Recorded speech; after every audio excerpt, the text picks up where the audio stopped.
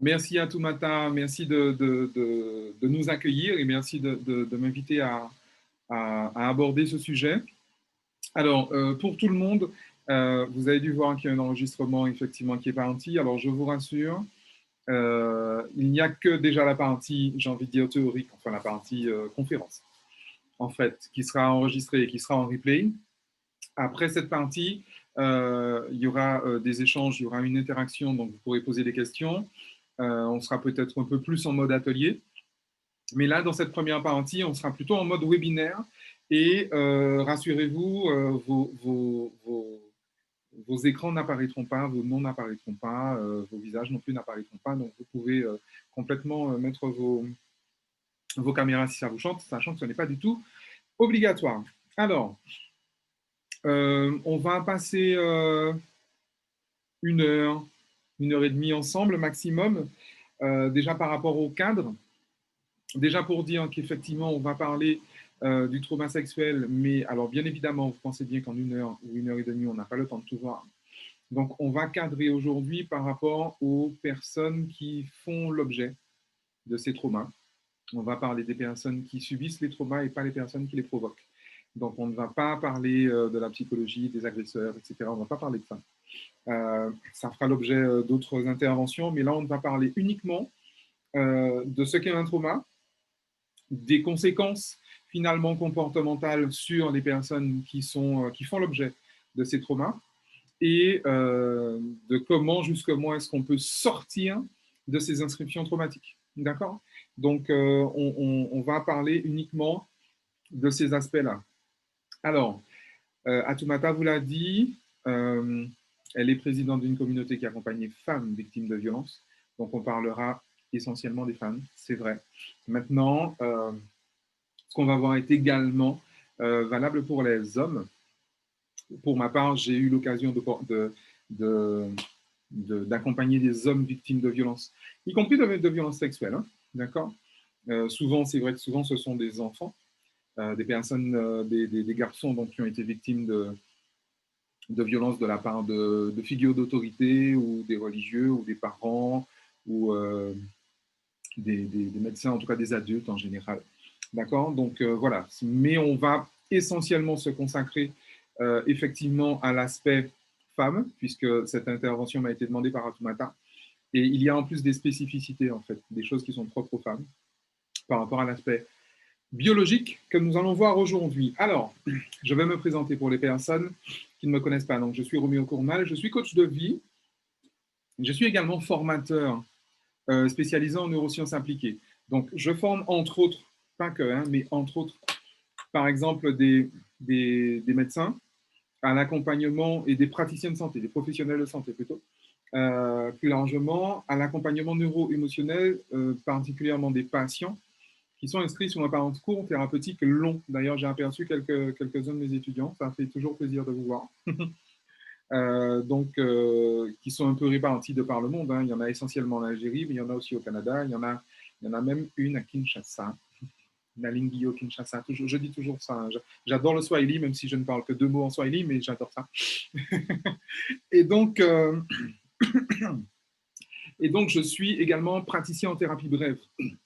Alors, c'est essentiellement à ce niveau-là que je veux intervenir par rapport aux neurosciences et par rapport à ma pratique des thérapies brèves. Ça fait à peu près, ça fait une douzaine d'années. Ouais, ça fait une douzaine d'années que, coucou Zawadi, ça fait une douzaine d'années que j'accompagne des femmes victimes de violences, des hommes aussi, hein, j'ai accompagné des hommes. Ça fait une douzaine d'années que j'accompagne des personnes victimes de trauma en général. Alors, le trauma racial, le trauma sexuel, les théâtres de guerre, les attentats ou les choses comme ça, les agressions en tout genre, même les accidents. Donc là, je vais avoir aujourd'hui une approche très biologique. D'accord. Alors, on va parler de choses qui peuvent paraître contre-intuitives et je vais essentiellement m'axer sur l'aspect comportemental. Parce que lorsqu'il y a un certain nombre de contre-vérités, voire même d'absurdités qui sont véhiculées par rapport aux violences faites aux femmes et par rapport au trauma sexuel. Il y a des choses, même des praticiens, même des accompagnants avec toute la bonne volonté du monde, en fait, ont une approche qui peut porter plus préjudice à la femme victime de ce trauma sexuel que l'aider. D'accord. Donc, on va effectivement parler de choses peut-être un peu costauds, hein, un peu fortes, un peu violentes, mais bien évidemment en toute bienveillance. Et après, dans la partie donc atelier, où il y aura effectivement des interactions, tant de la part de professionnels, puisque je sais qu'il y a aussi parmi vous, il y a des psychologues, il y a des kinés, il y a des médecins, il y a des thérapeutes, et il y a aussi des personnes simplement qui sont des femmes qui ont simplement vécu ce genre d'expérience et qui justement s'interrogent sur l'accompagnement qui serait pertinent pour elles pour sortir de ces situations. So, on va d'abord commencer par définir ce qu'est un trauma. D'accord? Puisqu'on parle du trauma sexuel, on va d'abord définir le trauma. Le trauma est une expérience. D'accord? Donc, une expérience, qu'est-ce que c'est? Une expérience, c'est une charge émotionnelle associée à un événement. D'accord? Une expérience, c'est une charge émotionnelle associée à un événement, associée à un acte. Alors, l'acte en lui-même a très peu finalement d'importance. L'acte est juste relatif. Ce qui va faire d'un événement une expérience, et particulièrement une expérience traumatique, c'est la charge émotionnelle qui sera portée dessus.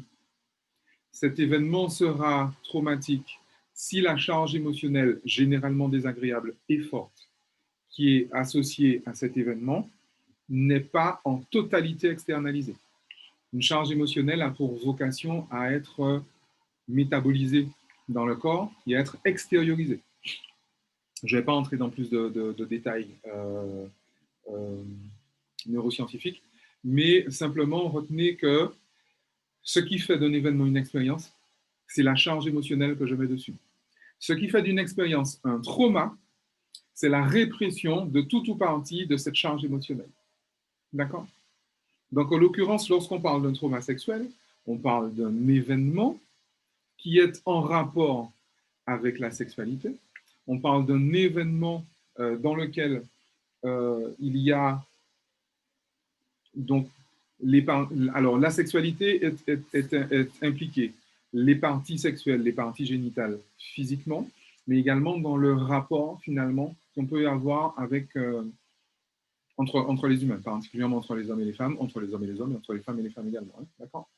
Donc on va vraiment, il est hyper important de partir de ce cadre-là parce que en fait, on évite énormément d'écueils, on évite énormément de contre-vérités lorsqu'on se souvient qu'un trauma sexuel est une charge émotionnelle non extériorisée liée à un événement en rapport avec la sexualité. D'accord? Et donc, ce que je veux dire par là, c'est qu'un trauma sexuel n'est pas forcément la conséquence d'une agression. Bien évidemment que l'essentiel des traumas sexuels sont suite à des agressions, inceste, viol, enfin le rapport ou le contact sexuel non consenti par les deux parties. D'accord? Mais constitue également un trauma sexuel les événements qui sont liés, particulièrement donc chez les femmes, je l'ai vu beaucoup chez les filles, chez les ados, en fait, la survenue des premières règles, par exemple, dans un environnement où le sujet est tabou, dans un environnement où précisément les filles ne sont pas préparées à ça, ne sont même pas informées de ça. Elles vivent certaines choses de façon douloureuse, de façon difficile, mais comme justement il y a comme un blackout qui est fait par rapport à ça, ça peut effectivement, on peut se retrouver dans le cadre d'un trauma, parce que la fille, l'adolescente, pouvant ressentir des émotions désagréables en termes d'angoisse, en termes de tristesse, en termes de peur, ces émotions ne sont pas entendues. Et donc, elle ne se sent pas l'autorisation d'extérioriser de cette émotion et on est déjà dans un trauma sexuel. D'accord? Donc, le trauma sexuel n'est pas que l'agression. OK? Et puis, il y a le trauma qui se déroule également dans le cadre, par exemple, d'un couple. C'est vrai qu'on peut, par exemple, j'ai eu d'ailleurs l'occasion d'accompagner des personnes qui sont dans un couple, sans parler de viol conjugal, qui sont dans des relations de couple, qui pour des raisons ou pour d'autres deviennent difficiles. Et on a particulièrement la femme, mais l'homme aussi, hein, souvent, parce que les hommes ont tendance à se taire. La femme, par exemple, va ressentir un certain sentiment de dégoût pour son mari, pas pour des questions sexuelles, mais simplement pour des questions personnelles, va ressentir du dégoût, va ressentir de la lassitude, va ressentir de la culpabilité, va ressentir toute une série, toute une gamme d'émotions non extériorisées. Et dans la mesure où c'est un couple, donc ils ont une intimité, et donc du coup, et ils ont des rapports sexuels plus ou moins fréquents, plus ou moins réguliers, etc.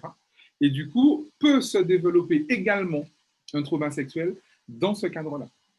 Okay, et encore, encore une fois, je ne parle pas du viol conjugal. Okay, et c'est là qu'on peut avoir des comportements. Je vais vous prendre un exemple par rapport à ça tout à l'heure, où on va parler des conséquences et par rapport au sens. Okay, et donc, bien évidemment, lorsqu'on parle de trauma sexuel, on va parler d'agression, forcément. On va parler de rapports sexuels non consentis. Dans le cadre dans lequel on est ici, dès que je parle de rapport sexuel, je ne parle pas forcément de pénétration. Je parle simplement d'un acte qui implique la sexualité. Okay, donc, le rapport sexuel, d'ailleurs, n'implique pas non plus forcément uniquement les organes sexuels. Le baiser, en fait, est déjà dans la sphère du rapport sexuel. D'accord? Du point de vue où je l'entends, en tout cas, à l'endroit où je regarde, à un niveau neuroscientifique, en tout cas, le baiser est déjà un rapport sexuel. OK? Donc, je prends un exemple un peu extrême. À la frontière de ça va se trouver, par exemple, des personnes ou des enfants que l'on force en fait à embrasser des personnes. On est déjà sur un rapport sexuel là, non consenti. Pourquoi c'est important? Parce que je sais que culturellement, on a effectivement tendance à dire dis bonjour à mamie, dis bonjour à papy, dis bonjour à tonton. On le fait en toute bienveillance, sauf que, il faut savoir que les lèvres sont la partie du corps qui contiennent le plus de capteurs de toucher. Il y a plus de capteurs de toucher sur les lèvres, je parle des lèvres du haut, que sur les deux mains. Vous avez remarqué que les lèvres, c'est beaucoup plus petit que les mains. D'accord? Donc, il y a une densité de capteurs de toucher qui est très élevée au niveau des lèvres. Et le simple fait de forcer un enfant à embrasser quelqu'un, c'est déjà, à mon sens, un rapport sexuel non consenti. D'accord? Ma position peut paraître excessive, mais je vous garantis qu'elle ne l'est pas. En tout cas, biologiquement, on a des conséquences qui sont très très proches, voire quasi identiques à la fellation forcée, par exemple. Okay? Donc là, on a défini un trauma. Alors, les exemples, on a donné donc des exemples d'émotions. Donc, toutes les émotions qui sont désagréables. Je ne parle pas d'émotions négatives, parce que ce serait pas un jugement. Je parle d'émotions désagréables. Okay? La peur, la surprise. Alors, très important, la surprise, c'est quelque chose d'extrêmement important dans le comportement humain. Okay? La peur, la surprise, l'angoisse, la tristesse. Ce qu'il est important de se dire également, c'est que lorsqu'on parle de trauma sexuel, qu'il s'agisse d'agression ou pas, le trauma est toujours multiple. C'est ça la particularité en fait du trauma sexuel. C'est que pour des raisons, alors c'est pas pour des raisons organiques pour le coup, hein, c'est pas pour des raisons biologiques, mais c'est pour des raisons conjoncturelles, j'ai envie de dire, pour des raisons sociétales. Le trauma sexuel n'est jamais seul. Pourquoi? Parce qu'on vit dans une civilisation qui a fait du sexe en fait un démon. On vit dans une civilisation où finalement le rapport au sexe est extrêmement tendu. Et du coup, généralement, les personnes qui sont victimes, je vais employer ce mot, mais je ne parle pas de la posture, hein, les personnes qui subissent le trauma sexuel subissent plusieurs traumas. D'accord? Elles subissent d'abord le trauma, et elles subissent aussi le trauma lié en fait, à l'événement lui-même, mais elles vont également, dans l'écrasante majorité des cas, pour ne pas dire la totalité des cas, vont subir effectivement des traumas, un trauma secondaire qui est en fait lié à la perception de ce trauma. Je m'explique. Une fille qui se fait toucher par une figure d'autorité, un parent ou un professeur, un éducateur, un enseignant, un religieux, ce que vous voulez. Généralement, dans un premier temps, elle ne va pas se sentir forcément sécurisée d'en parler justement à une autre figure d'autorité. Okay? Et quand elle le fait, et d'ailleurs l'essentiel des personnes, des femmes qui ont été victimes dans l'enfance, mais pas que, dans l'adolescence, même à l'âge adulte, qui ont été victimes d'agressions, en fait, souvent, les parents ou l'entourage ont une réaction ou dans le déni, ou même dans l'accusation. D'accord? Alors, je ne vais pas développer la chose, mais il me semble que très souvent, quand le parent, finalement, rejette la faute sur la fille qui elle-même est victime, j'aurais tendance à penser que, en fait, le parent se retrouve face à son impuissance et même se retrouve face à ce qui pour lui sera une faute qui est inadmissible. Parce qu'un parent est censé protéger son enfant, un père est censé protéger sa fille. Donc si le père vient dire papa, le plombier m'a violé, ou tonton m'a violé, ou le professeur m'a violé, le père aura tendance à se sentir accusé finalement de ne pas avoir protégé sa fille.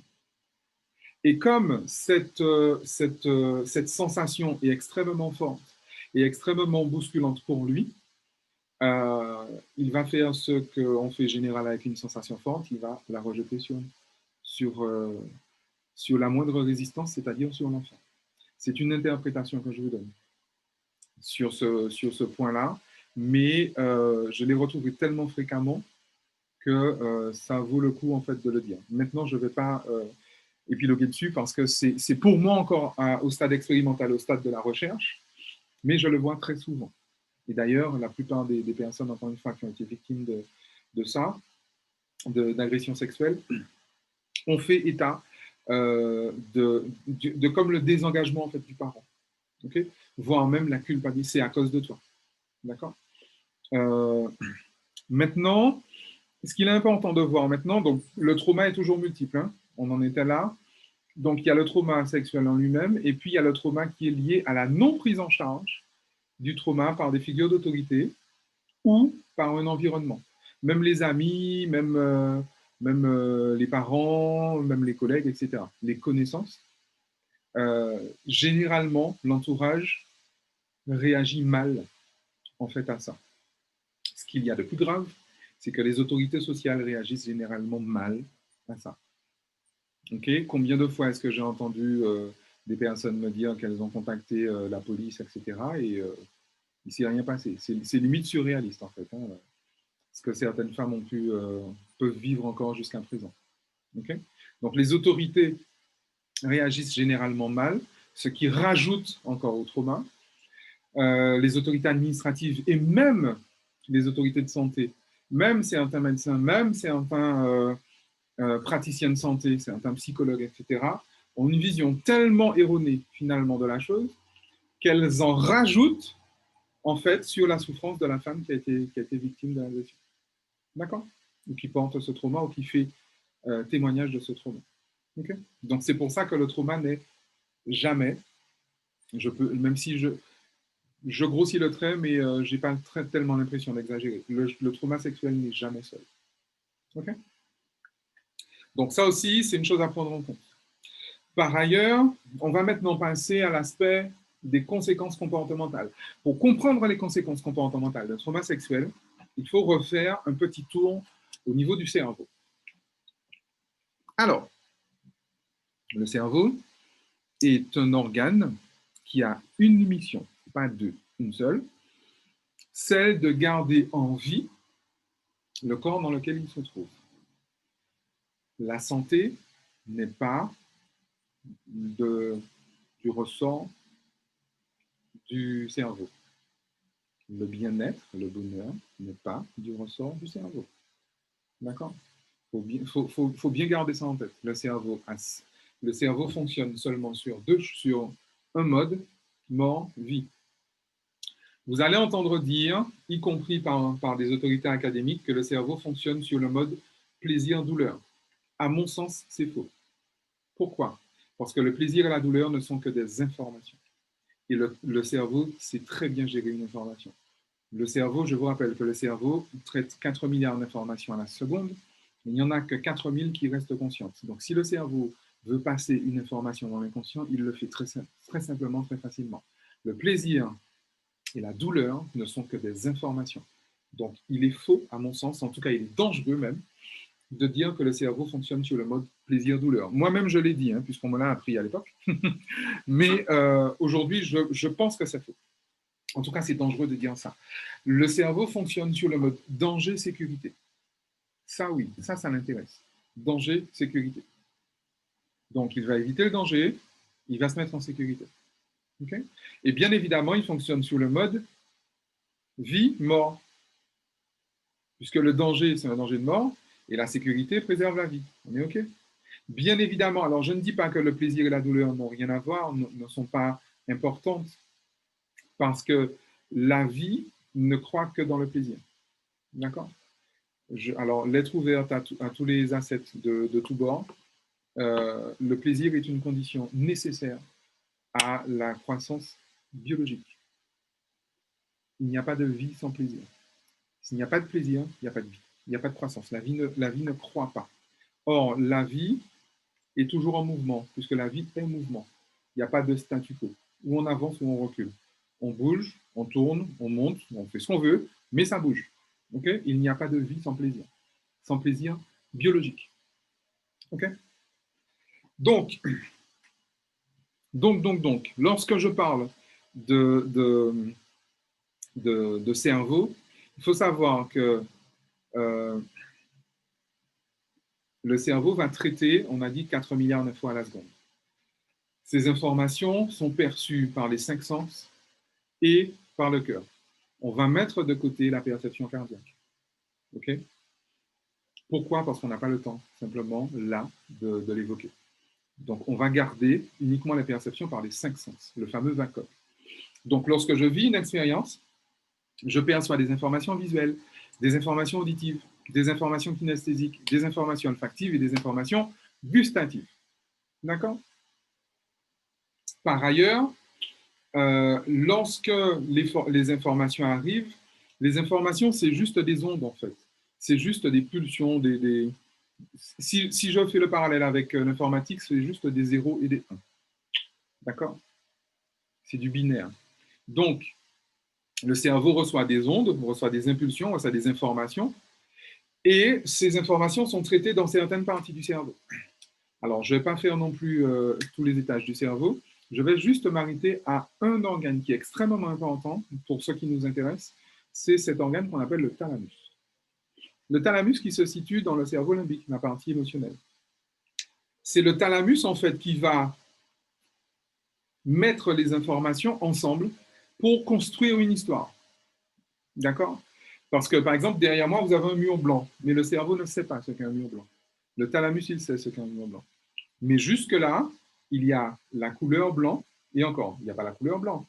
Il y a une émission que, quand j'étais petit, on m'a appris que c'était blanc. Et puis, il y a quelque chose qui a une certaine résistance, et on m'a appris que c'était un mur.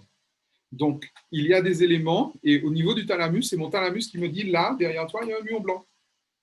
OK? Maintenant,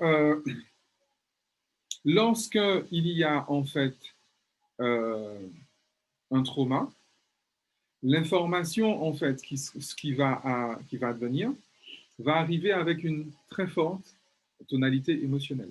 D'accord? Donc, dans un premier temps, lorsque, par exemple, une petite fille va, pour la première fois, en fait, être touchée ou être agressée, elle va vivre un certain nombre de sensations corporelles. Maintenant, ces sensations corporelles seront traduites et c'est là où effectivement il y aura un échange finalement entre l'agresseur et l'agressé au niveau des neurones miroirs. Et donc, du coup, les informations qui seront échangées entre l'agresseur et l'agressé font que la petite fille, au quelque part, va bien sentir qu'il y a quelque chose qui n'est pas naturel. Déjà, ça peut être douloureux parce que le corps d'une fille n'est pas suffisamment mature à 4 ans pour, pour une pénétration, par exemple. Ce n'est pas fait pour ça. Ni pour une fellation, ni pour un certain nombre d'actes qui, pour elle, du point de vue de son corps, encore ne sont pas encore signifiants. Je parle d'un enfant jeune. D'accord? Maintenant, ce qui va se passer, c'est si effectivement ce qu'elle va ressentir sera effectivement de la surprise, sera très certainement de la peur, parce que pour le coup, si l'agresseur, justement, est un membre de la famille ou une figure d'autorité, il va imposer finalement le silence et va faire peur finalement à l'enfant en lui disant « tu ne dis rien, sinon ». Et donc, c'est là qu'il va y avoir déjà une première information et des émotions en fait de peur, des émotions de menace. D'accord? Si l'événement se reproduit, alors avant la reproduction, une fois que l'enfant a ressenti ça, en fait, elle a vécu l'expérience et on lui a imposé finalement de ne pas extérioriser, donc de ne pas donner l'information. Et on a déjà une première inscription. C'est-à-dire, elle a eu mal, elle a eu peur, elle s'est sentie certainement, elle s'est sentie humiliée certainement, euh, sauf qu'on lui dit, tu ne dis rien. Et donc, il y a répression émotionnelle. Lorsqu'il y a répression émotionnelle, il y a donc inscription traumatique au bout d'un certain temps. D'accord? Alors, si en plus, la petite fille, malgré tout, dit « Maman, il s'est passé ci, il s'est passé ça », ou encore des signes physiologiques font que le parent s'aperçoit qu'il y a un souci, si en plus le parent ne prend pas en charge justement l'enfant, il y aura un deuxième trauma. Okay? Et c'est là où je vais préciser quelque chose qui est très, très, très, très important. Deux choses. La première des choses, c'est que s'il y a répétition de l'acte, c'est-à-dire si le même plombier, le même tonton ou le même je ne sais pas qui reproduit son acte, il y aura au niveau du cerveau de la petite une association. D'accord? Ce qu'il faut savoir, c'est que lorsqu'une enfant se fait agresser régulièrement, son corps va passer en protection. D'accord? La protection pour le corps, c'est quoi? Il va y avoir un effet Pavlov. Vous connaissez le chien de Pavlov? Il va y avoir un effet Pavlov. C'est-à-dire qu'au moment où la fille va simplement percevoir son agresseur, elle va commencer son corps va commencer à se préparer à l'acte, même s'il n'est pas volontaire. D'accord? Et donc, elle va commencer, il y aura vascularisation des parties génitales, il y aura production autant que faire se peut, parce que, encore une fois, un corps est immature. Et d'ailleurs, on reconnaît justement des jeunes filles, en fait, qui ont été agressées régulièrement et sur un long moment. Elles ont la particularité, bien souvent, d'être précoces biologiquement. D'accord? Pourquoi? Parce que le corps va développer en fait un certain nombre de choses pour la protéger.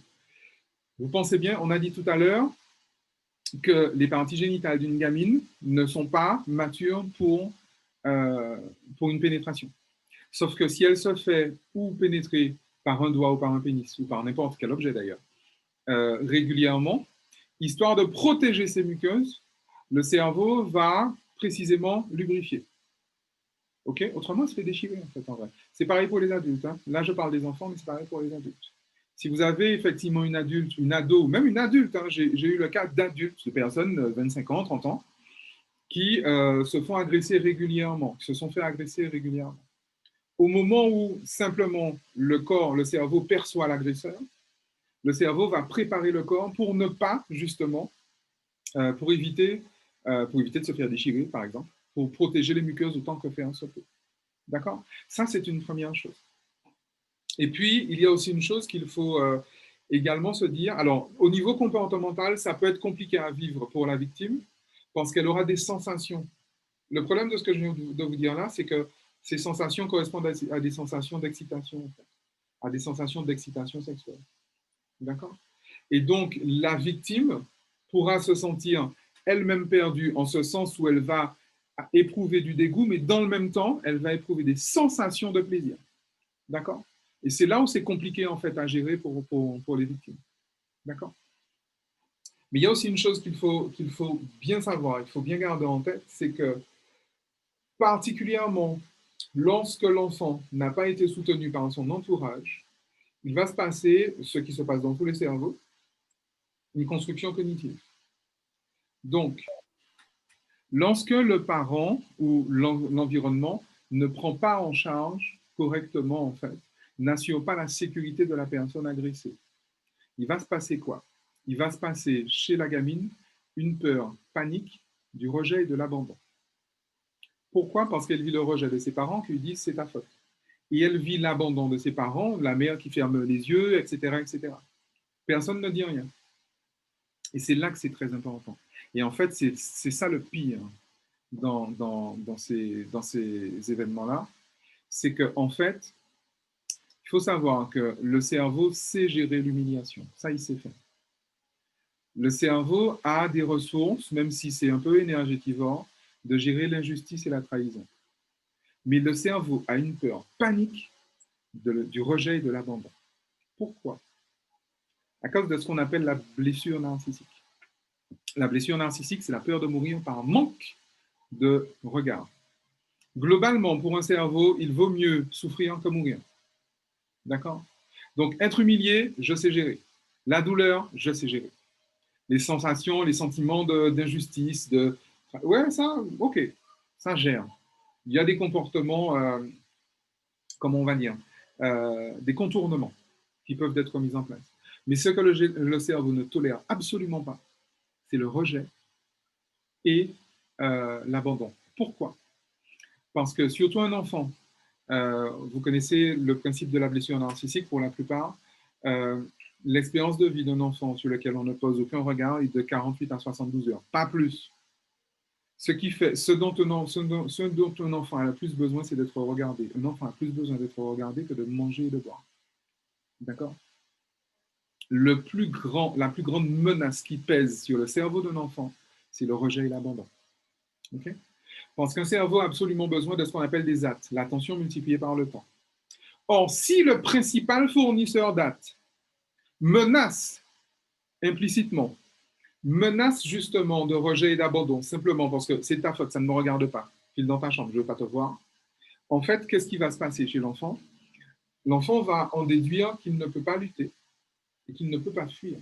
Il ne peut pas lutter contre ses figures d'autorité, il ne peut pas lutter contre son agresseur, mais il ne peut pas non plus fuir la situation, puisque s'il fuit la situation, il est en danger de mort par manque d'acte. Donc, qu'est-ce que va faire l'enfant? Lorsqu'un cerveau ne peut ni se battre, ni fuir, qu'est-ce qu'il fait? Il se soumet. On appelle ça la sidération, en théorie polyvagale. Alors,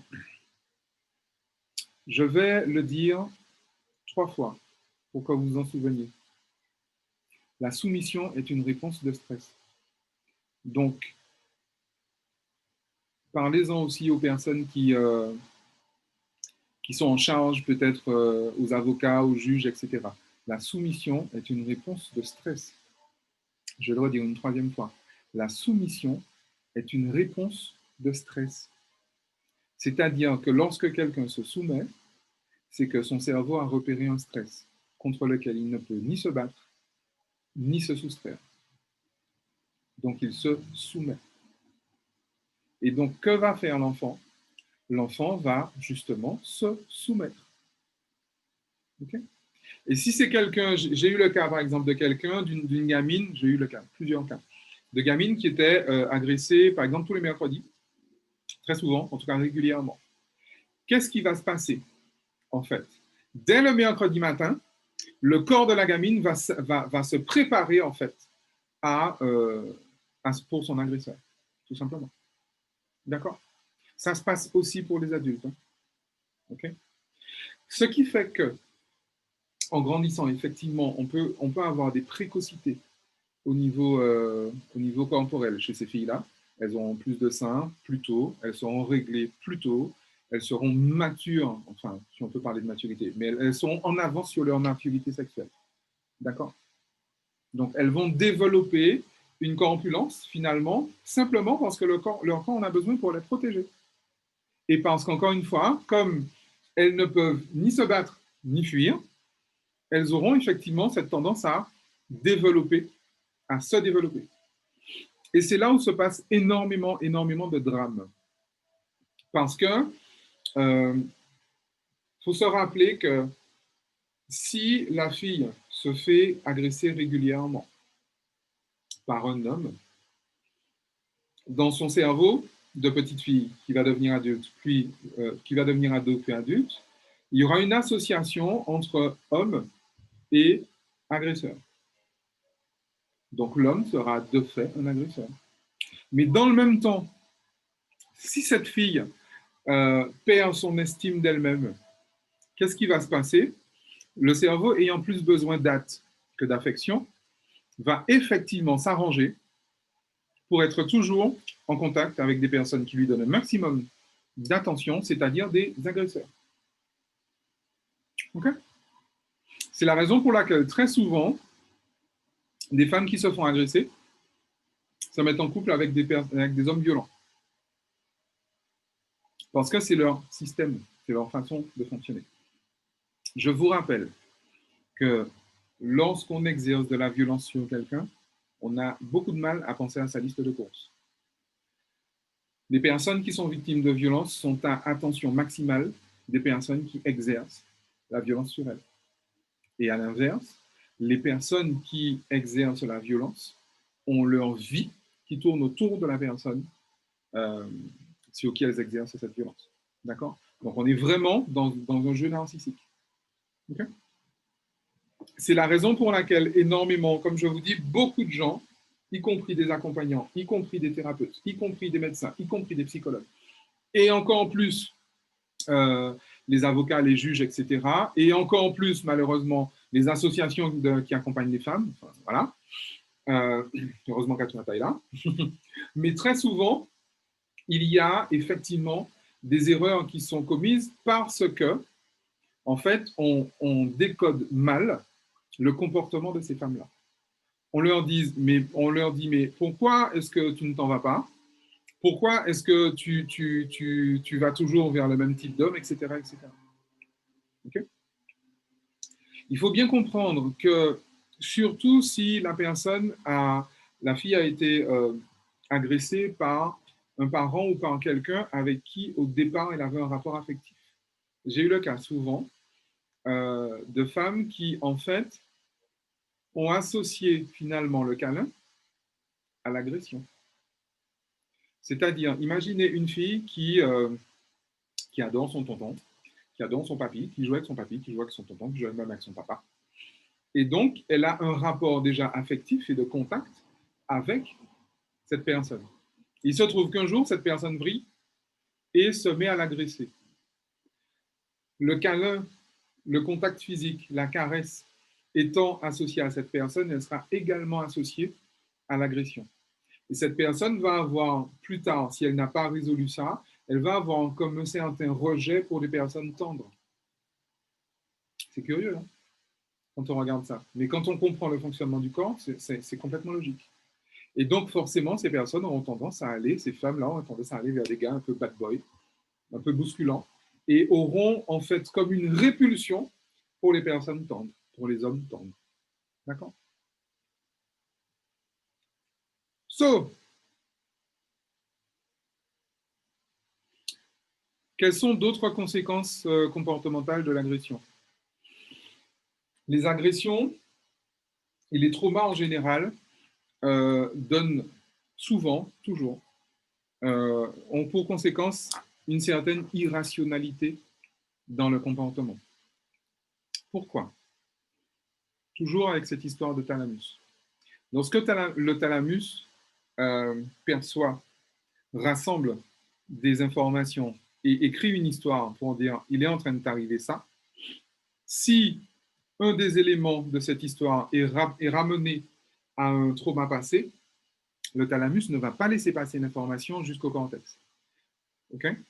Et c'est dans le cortex que se trouve le langage, la rationalité, le raisonnement, l'analyse. Et donc, en fait, l'information n'arrivant pas au cortex, la personne n'aura même pas forcément des mots pour expliquer ce qu'elle fait, ni pourquoi elle le fait.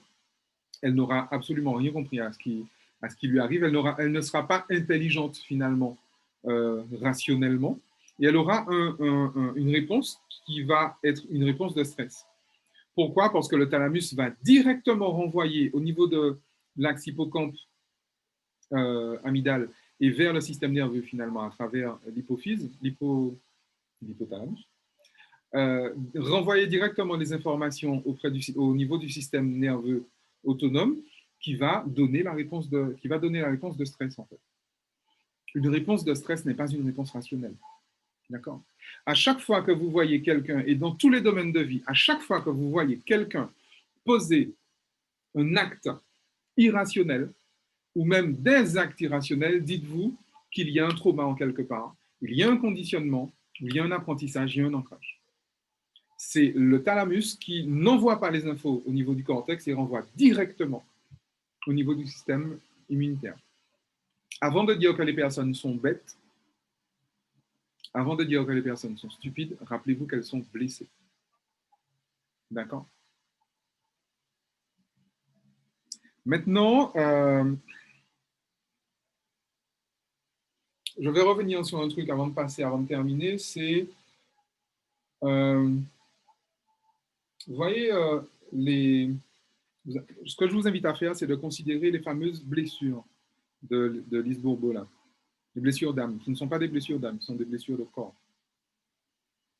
Rejet, abandon, injustice, trahison, humiliation.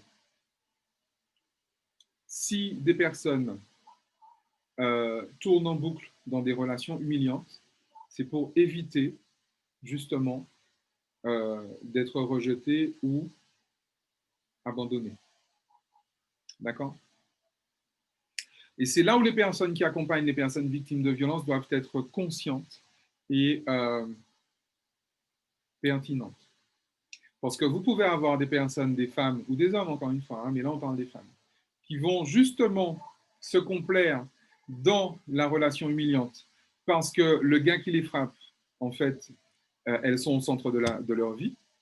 Et en plus, les personnes qui les accompagnent, en fait, elles auront toujours de quoi aller pleurer vers ces personnes pour être accompagnées.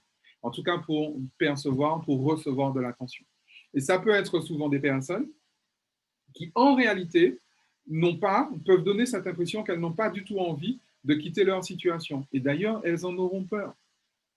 Lorsqu'on accompagne quelqu'un qui est victime de violence, il est important qu'elle entende, dans un premier temps, il est important qu'elles entendent qu'elles auront toujours l'attention et l'affection d'autres personnes une fois qu'elles seront guéries. D'ailleurs, c'est valable aussi pour les maladies. Enfin, on l'a vu avec les médecins sur l'accompagnement neuro-émotionnel. Il est toujours, la première des choses, c'est ça, mettre en sécurité le cerveau. Et seulement après, apprendre au cerveau à ne plus dépendre de l'attention reçue de l'autre, reçue de l'extérieur. Mais ça, c'est seulement après. D'accord? Ça, c'est vraiment très, très important. La gradation, alors, dans le sens du moins important au plus important, dans le sens du moins grave au plus grave pour le cerveau, c'est d'abord l'humiliation. Le cerveau sait gérer l'humiliation. Ça lui demande peu d'énergie et de ressources de gérer l'humiliation. Ça en demande peu, je vous garantis. Ça va lui demander un peu plus s'il s'agit de gérer injustice et trahison. Et ça va lui en demander trop s'il s'agit de gérer le rejet et l'abandon. OK? Garde ta question, Batul. J'y réponds tout à l'heure. OK?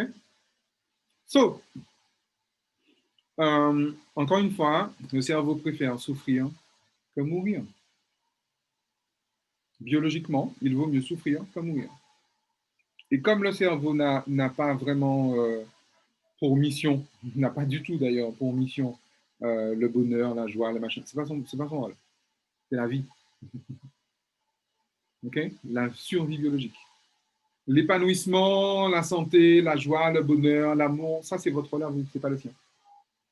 D'accord? So, comment on sort de ça? Et je réponds un peu à la question de Batoul. Batoul demandait comment est-ce qu'on lui assure l'attention. Comment est-ce qu'on sort et comment est-ce qu'on accompagne quelqu'un vers la sortie? Alors déjà, je vais répondre à ce qu'il ne faut pas faire et ce que malheureusement est la réponse la plus répandue. Ce qu'il ne faut pas faire, c'est simplement atténuer la réponse émotionnelle. D'accord?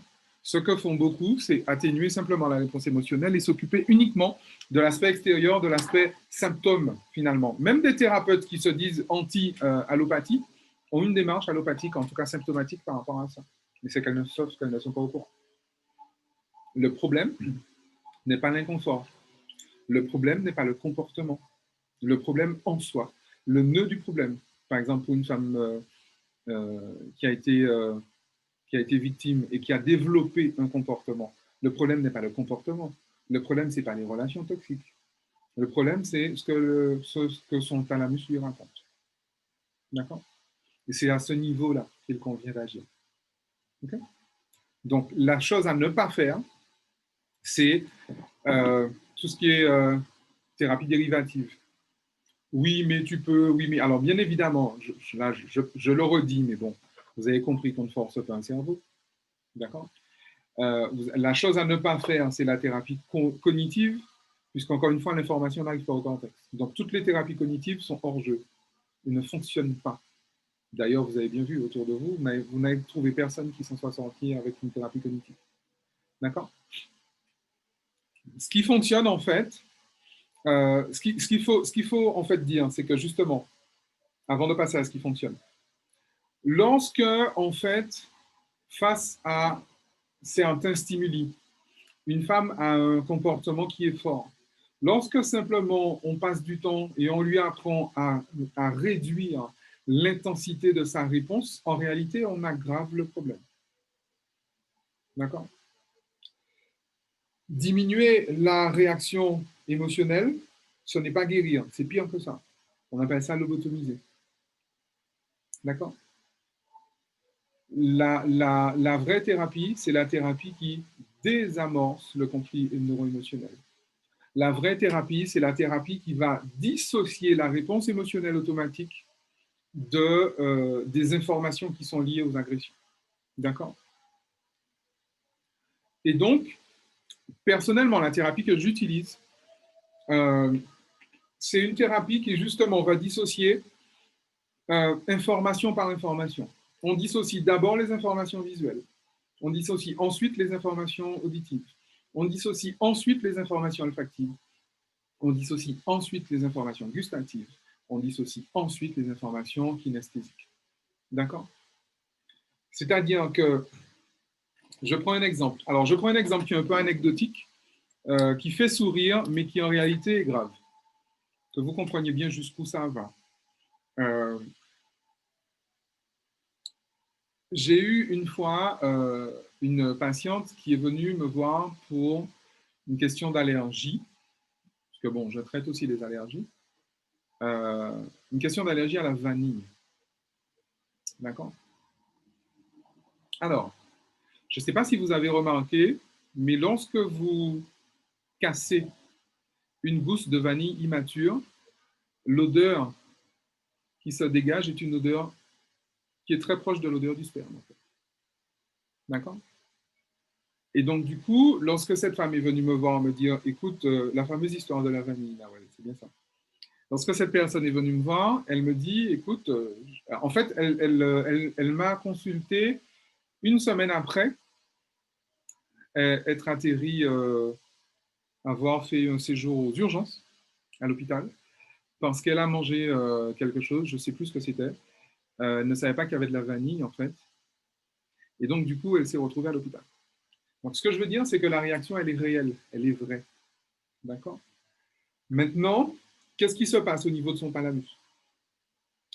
Il y a une sensation de dégoût qui est associée à la vanille. Donc, une sensation de dégoût qui est associée au sperme. Et il se trouve que c'est à l'odeur, hein, que j'entends, pas à le goût. Et en fait, il se trouve que la première question que j'ai posée à cette femme, comment ça se passe avec ton mari? Puisque je sais qu'elle est mariée, c'est une femme qui n'a pas d'aventure extra-conjugale, mais effectivement, elle est mariée. Et en plus, c'est un couple justement plutôt plan-plan. Je pense que le mari non plus n'avait pas d'aventure extra-conjugale, mais c'était un couple qui était justement en train de s'éteindre. Et elle me disait, mon mari me dégoûte, justement. Alors, son mari n'est pas violent, son mari ne l'a jamais frappé, son mari ne l'a jamais violé. Mais justement, elle reprochait à son mari d'être mou. Alors, je ne parle pas de son érection quand je dis qu'il était mou, mais socialement, il était mou en ce sens où il ne la faisait pas sortir, il ne la faisait pas voyager, machin, elle avait envie de faire des choses. Et son mari était un peu plan-plan, était un peu. Leur couple était en train de devenir un couple. Vous connaissez les déchiens en France ou les bidochons. Et donc, du coup, elle, ça la dégoûtait. Et comme elle avait des rapports sexuels avec son mari, finalement, elle a associé, en fait, à son mari et au rapport sexuel qu'elle avait avec, parce que pour le coup, en plus, ils avaient une sexualité qui était plutôt euh, riche. Elle avait associé finalement le dégoût à, au rapport sexuel et donc à l'odeur du sperme et donc à l'odeur de la vanille. D'accord? Et ça peut, je sais que ça fait sourire, mais vous comprenez les impacts qu'il peut y avoir. Ça, c'est le genre de choses qu'on règle en une séance, mais si on ne sait pas. Enfin, c'est le genre de choses qu'on règle en une séance si on sait. Si on ne sait pas, on peut traîner. On peut traîner ça à 10 ans. Hein. C'est vraiment. OK? Donc, le principe, il est vraiment là. La thérapie, la vraie thérapie, la thérapie qui fonctionne en matière de trauma sexuel, c'est dissocier les charges émotionnelles qui sont liées aux informations qui ont été perçues pendant les agressions. Alors, vous utilisez pour ça l'outil que vous voulez. A priori, tous les outils fonctionnent. La thérapie n'est pas une question d'outils. La thérapie est une question de posture. L'outil ne fait pas le thérapeute. D'accord? J'utilise un peu l'hypnose, j'utilise beaucoup le GTS, j'utilise d'autres techniques que j'invente moi-même. Hein. Vous pouvez vous amuser à inventer vous aussi vos techniques, c'est pas un souci. Mais c'est pas une question d'outils. Il y a, je prends l'exemple de l'hypnose. Vous savez, lorsqu'on vous dit qu'en hypnose on peut tout faire, on peut vraiment tout faire. Vraiment, vraiment. Sauf que, il faut savoir quoi faire. Vous allez voir un hypnothérapeute mondialement connu, vous allez le voir pendant 12 ans, vous n'allez pas vous en sortir. Vous allez voir un hypnothérapeute qui a la bonne posture, il va vous faire une séance, il vous délivre. D'accord? Enfin, il vous délivre. Non, il ne vous délivre pas. Il vous aide à désamorcer justement le conflit. OK? Et ça, c'est extrêmement, extrêmement, extrêmement important. La thérapie est une question de posture. Ce n'est pas une question d'outil. OK? Alors, bien évidemment, en fonction des dommages collatéraux, j'ai envie de dire, bien évidemment, peut-être que pour certaines personnes, il faudra de la médication, il faudra de la complémentation alimentaire, il faudra un suivi. Bien évidemment qu'il faudra ça. Mais encore une fois, la thérapie est une question de posture et consiste à séparer, à dissocier au niveau du cerveau, donc au niveau du thalamus, l'association automatique qui est faite de la charge émotionnelle extrêmement désagréable, extrêmement, oui, forte, et les informations qui ont été perçues par les cinq sens au moment, de l'agression. Une émotion, ça a vocation à sortir. Et c'est là qu'effectivement, alors les groupes de parole, ça peut servir aussi. Le souci, c'est fou comme c'est décevant. Pour moi, hein, comme c'est décevant, ce que je peux entendre dans certains groupes de parole. Lorsqu'on fait un groupe de parole, par exemple pour des femmes, elles vont expliquer, elles vont cracher leur venin. La dernière chose à faire à quelqu'un qui crache son venin, c'est lui répondre. On ne répond pas à quelqu'un qui crache son venin. On la laisse parler. on se tait, et permettez-moi l'expression, on ferme sa gueule.